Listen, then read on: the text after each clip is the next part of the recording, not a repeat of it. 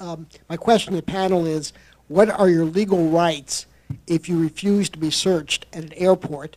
And secondly, are you aware of the status of several lawsuits challenging searches at airports? Yeah, as far as legal rights, the primary legal right you have is the legal right not to fly. You know, because that's how it's going to work out. That's the long and short of it. But it's actually worse than that, because there was a new regulation put in place shortly after 9/11 that if someone even raises their voice to one of these TSA agents, federal agents doing the screening now, the person could be arrested for that.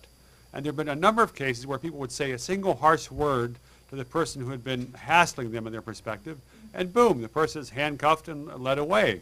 Someone asked me recently if I felt more secure when I'm traveling, going through airports, and I said the chances of me being arrested are much higher in airports now, you know, with regulations like this. So there are some lawsuits, I think, but I don't think that they've gotten very far, and I don't expect them to go very far, unfortunately. Can I just mention two suits of relevance, not strictly about searches, because I think you are right. It would be, well, you cannot fly.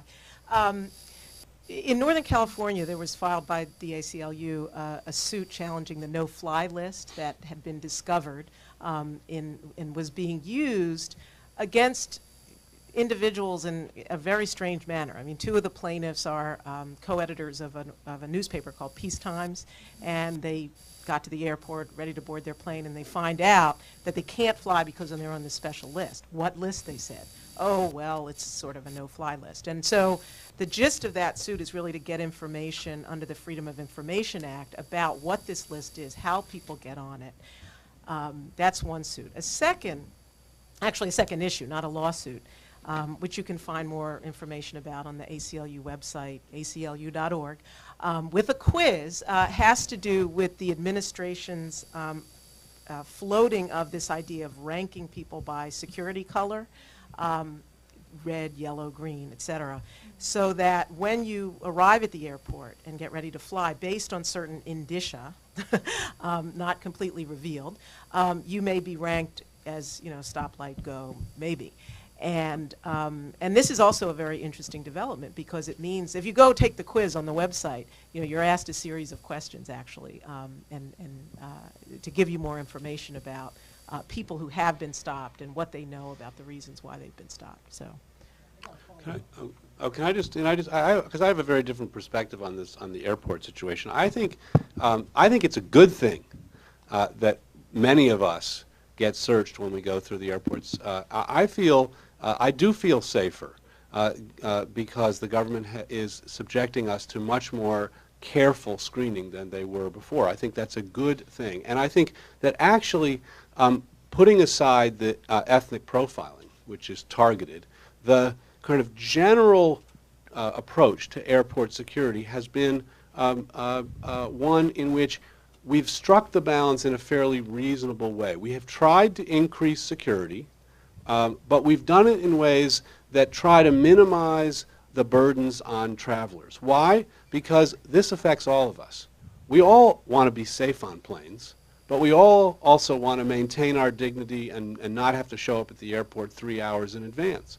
And so here you have people, you know, the citizenry's interest is in both in security and in liberty, and I think we've done a fairly okay job with those across the board measures. So I think that's an example of how we need to respond. I mean, I think it's wrong to say we don't need to do anything different after 9/11. I think we do have to do things differently, but we have to think about them smartly, and we also have to be willing to share the burdens equally. And so, to me, the airport is actually an example of something where the government has done it right. Now, it obviously has not made traveling entirely safe, and it's impossible to make traveling on airplanes entirely safe, but I think it's done some fairly important moves in checking baggage, et cetera, in checking people more thoroughly. And I think that the across-the-board thing is something that we should herald, not something that we should criticize.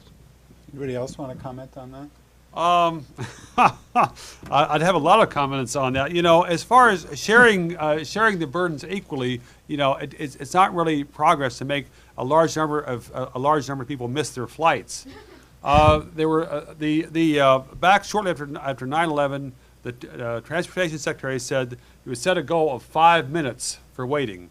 At National Airport last week, there were 45-minute lines coming out through Dulles Airport yesterday. The lines were 20, 25 minutes. A lot of people were missing their flights, and they were not more secure because of it. And not only that, but you know, TSA is a joke. You know, TSA is one of the biggest farces of this war on terrorism. I mean, it was fascinating to see how that college kid, Heat Wall, all right. I mean, it's fascinating to see how a college kid, 20 years old, can fly on Southwest and send emails to the TSA telling them what he had done, telling them where this stuff was hidden, which flights, exactly what planes were on.